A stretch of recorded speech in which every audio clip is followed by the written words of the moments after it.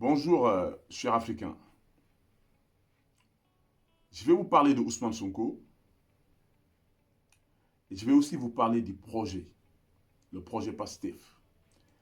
Vous savez, PASTEF est le parti de Ousmane Sonko. PASTEF est un parti qui a été formé par des intellectuels sénégalais. Ce sont des intellectuels qui ont compris l'urgence, qui ont aussi fait une prise de conscience quant à la gestion de la plupart des pays africains depuis les indépendances. Tout le monde sait qu'en Afrique, la meilleure façon d'être immensément riche, c'est de faire de la politique. Et c'est triste, c'est bien triste. Ainsi, ces intellectuels ont voulu changer les choses en profondeur, le mode de gouvernance. Et pour cela, ils ont décidé de créer un parti politique. Ensuite, ils ont cherché un leader charismatique, courageux, intègre pour diriger ce parti. C'est ainsi qu'ils ont été chercher le président Ousmane Sonko, qui était inspecteur des impôts, qui a créé le premier syndicat aux impôts et domaines, mais qui a surtout su résister à la corruption pendant 15 années. Pendant 15 années où le type était confronté à la corruption dans un milieu où elle est quasi permanente. Et qui a mené de combats nobles pendant ces 3 années où il a été à la tête du syndicat. Ainsi, Ousmane Sonko était désigné président du parti PASTEF. Il a été choisi. Limite, il a été obligé d'être à la tête du parti et de porter ce projet.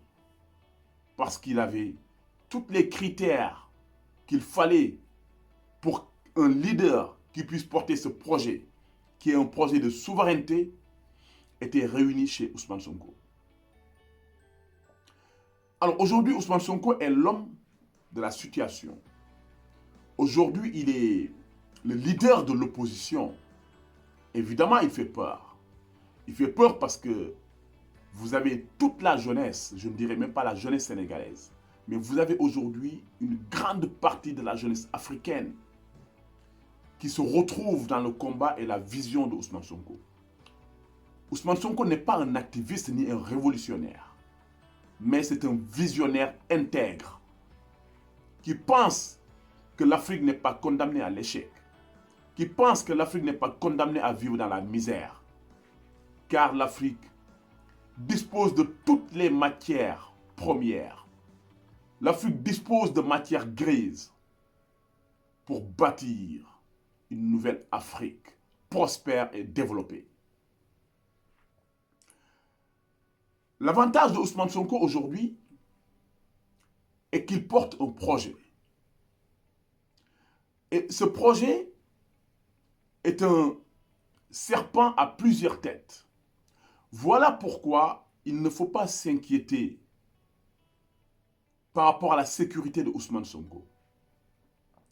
Personne n'a intérêt à s'attaquer physiquement à Ousmane Sonko. Personne n'a intérêt à vouloir l'éliminer physiquement. Et je vais vous dire pourquoi. Parce que PASTEF, c'est un serpent à plusieurs têtes. C'est-à-dire le projet que porte Ousmane Sonko, c'est un projet qui est bien défini. Et vous allez voir que ce projet, Ousmane Sonko, aujourd'hui, porte le projet. Mais c'est un projet que également Bassirou Diomaye Faye peut porter. C'est un projet que Birame Souleye peut porter, ainsi de suite. C'est-à-dire qu'il faut comprendre qu'autour de Ousmane Sonko, ce sont les mêmes profils que le sien qui sont dans ce parti. C'est-à-dire Bassirou Diomaye qui est aussi inspecteur des impôts, Birame Souleye qui est aussi inspecteur des impôts. Ils sont aussi confrontés à la corruption. Mais c'est aussi des éléments qui ont su résister à la corruption. C'est des éléments qui ont le même profil que Ousmane Sonko. Donc aujourd'hui, ce serait tout simplement ridicule de vouloir éliminer Ousmane Sonko, sachant qu'il y a d'autres Ousmane Sonko derrière. Et comme on dit, un serpent a plusieurs têtes. Si on coupe une tête, alors là, le serpent devient encore plus violent. Et n'oublions pas qu'il y a d'autres têtes. Voilà pourquoi il n'y a aucun intérêt aujourd'hui à vouloir s'attaquer à la personne d'Ousmane Sonko. Par contre, il faut discuter. Il faut discuter avec Ousmane. Il faut ouvrir les dialogues. Il faut s'asseoir sur une table. Car Ousmane n'est pas l'ennemi de l'Occident, comme certains veulent le faire croire. Ce n'est pas vrai. Ousmane n'a aucun problème avec le peuple français. Et d'ailleurs, quand le président Macron disait qu'en Afrique, il y a un sentiment anti-français, je tiens juste à préciser et à dire au président qu'il n'y a pas de sentiment anti-français en Afrique. Car il y a des Français qui vivent en Afrique, en harmonie, en cohésion avec les Africains. Ils ont leurs entreprises, ils ont leurs villas, ils profitent du soleil, ils profitent de la chaleur africaine. Et il n'y a aucun problème. Les Africains ne sont pas des sauvages. Mais par contre, il y a un sentiment anti-système France-Afrique. Ça, oui, il y a un sentiment anti-système France-Afrique. Parce que ça fait des siècles que nous cheminons ensemble. Et cette collaboration avec la France a peut-être profité à des groupuscules, politiciens et leurs familles, mais n'a jamais profité aux Africains. Parce que pendant que les Africains illuminent le reste du monde, eux vivent dans le noir total. Les Africains vivent dans l'obscurité totale. Alors, comment expliquer cela? Parce qu'aujourd'hui, il y a une jeunesse africaine qui n'est pas la même jeunesse il y a 20 ans ou 30 ans. Aujourd'hui, nous avons une jeunesse africaine qui est consciente des enjeux politiques, géopolitiques de ce monde. Et nous avons surtout une jeunesse africaine aujourd'hui qui ne peut plus attendre. Nous avons une jeunesse africaine qui a compris qu'ils ne peuvent rien attendre de leurs gouvernants. Parce que c'est des gouvernants qui sont là pour leur famille, pour leurs proches, mais qui ne sont pas là pour le peuple africain. Alors, ils ont décidé de prendre leur destin en main. Et Ousmane Sonko représente tout cela. Voilà pourquoi la jeunesse est prête. La jeunesse est prête à tout pour porter Ousmane Sonko au pouvoir. C'est pour ça que je dis qu'il faut négocier, il faut discuter avec Ousmane Sonko. Ousmane Sonko veut bien une relation avec n'importe quel autre pays, y compris la France. Mais il faudrait que ce soit une relation bilatérale, gagnant-gagnant. Comme il l'avait dit en France, d'ailleurs, de passage en France, il avait expliqué. Ousmane Sonko veut bien travailler avec le Japon, les États-Unis, peu importe, la France. Mais il faudrait que ce soit une relation gagnant-gagnant. Et la France a même intérêt aujourd'hui à changer de politique vis-à-vis de l'Afrique. Même économiquement. Parce qu'aujourd'hui, Renault ou Citroën peut vendre peut-être 2000, 3000 véhicules au Sénégal, vu que le pouvoir d'achat n'est pas très important.